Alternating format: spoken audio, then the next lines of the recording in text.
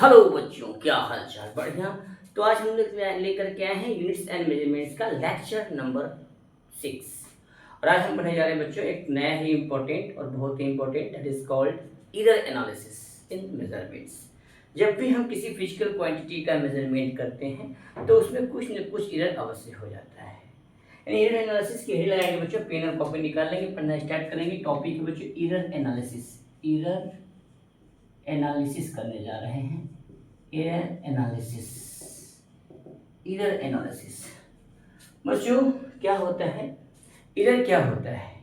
Error होता है कि किसी दिए गए फिजिकल क्वांटिटी की ट्रू वैल्यू, मतलब एक्चुअल वैल्यू जो है, उसमें से मेजर्ड किए गए वैल्यू का डिफरेंस होता है।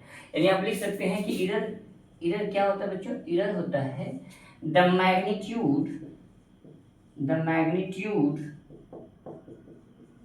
Of difference between true value and measured value का जो डिफरेंस होगा बच्चों, दैट इज कॉल्ड एरर। यानी आप कितना भी प्रयास कर लीजिए, उस हर डिवाइस में, हर इंस्ट्रूमेंट्स में जो आप मेजर कर रहे हैं उसके ट्रू वैल्यू से एग्जैक्ट वैल्यू कभी नहीं आएगी, कुछ न कुछ एरर अवश्य रह जाता है बच्चों। तो एरर क्या होता है? ट्रू वैल्यू मतलब एक्चुअल वैल्यू, ट्रू वैल्यू मतलब एक्चुअल वैल्यू में से ट्रू वैल्यू को सब्ट्रैक्ट करने से जो वैल्यू प्राप्त होती है उसी को बोलते हैं एरर। एरर को हमेशा हम लोग डेल्टा से रिप्रेजेंट करते हैं। अच्छा बच्चों, तो हम बात करने जा रहे हैं, पहला एक टॉपिक है बच्चों, पॉइंट है absolute error. So absolute error क्या होता है बच्चों? एब्सोल्यूट एरर का मतलब हो जाता है कि ट्रू वैल्यू में से मेजर्ड वैल्यू को सब्ट्रैक्ट कर दीजिए। अब ट्रू वैल्यू हमको कहाँ से मिलेगी? For calculating the true value you will have to take the number of measurements of that physical quantity. You will have to take the number of measurements. Suppose there are number of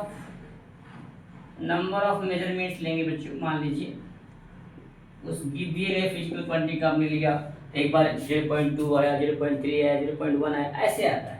तो मान लीजिए कि x1 x2 x3 something like xn तक number of measurements value आ गई। अच्छा बच्चों, इस दिए गए मेजरमेंट्स का आप निकाल लीजिए मीन वैल्यू। क्या बोलेंगे बच्चों? मीन वैल्यू, या इसी को हम लोग बोलते हैं ट्रू वैल्यू।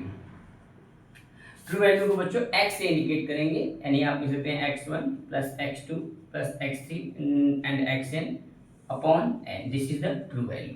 अब इस ट्रू वैल्यू में से ये जो मेजर्ड वैल्यू है x1 x2 x3, इनको सब्ट्रैक्ट कर देंगे, आपको मिल जाएगा absolute error. So absolute error को बच्चों हम लोग यूज करते हैं डेल्टा x। तो डेल्टा x1 फर्स्ट बार अगर आपने मेजरमेंट लिया, क्या हो गया? x1 x minus x1 x minus x1। Similarly delta x2 क्या हो जाएगा? x minus x2। Similarly delta x3 equal to x minus x3। तीसरी बार जो मेजरमेंट आपने लिया, ठीक है, ये ट्रू वैल्यू है, मतलब एक्चुअल वैल्यू में से मेजर्ड में जितनी बार आपने मेजरमेंट लिया है, पहली बार, दूसरी बार, तीसरी बार, उसको सब्ट्रैक्ट करेंगे, आपको मिलेगा एब्सोल्यूट वैल्यू। अच्छा बच्चों, इसी को हम लोग बोलते हैं, डेल्टा लगा दिया, डेल्टा का मतलब हो गया चेंज या एरर। एरर डेल्टा मीन्स क्या होता है? चेंज, यानी difference of measured value, true value minus measured value. So delta का मतलब होता है एरर, ठीक है, डेल्टा मीन्स एरर होता है। एरर मीन्स चेंज, कितना चेंज हुआ। अच्छा बच्चों, एब्सोल्यूट एरर के बाद हम लोग क्या करते हैं बच्चों? Mean average value, mean absolute value, mean absolute value. तो ये कैसे आएगी बच्चों मीन एब्सोल्यूट वैल्यू?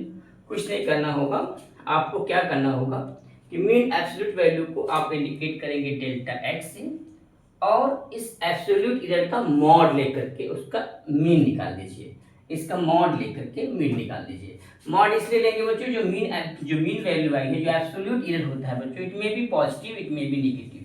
ये पॉजिटिव भी हो सकता है, नेगेटिव भी हो सकता है।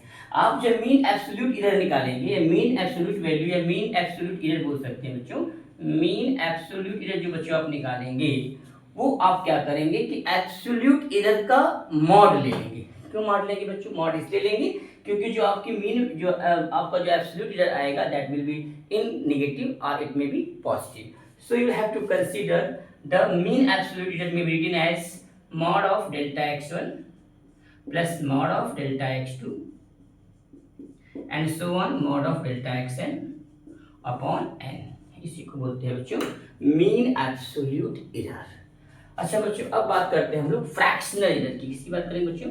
Fractional error. फ्रैक्शनल एरर बोलेंगे बच्चों, या इसी को हम लोग बोलते हैं रिलेटिव एरर। क्या बोलते हैं बच्चों? Relative error.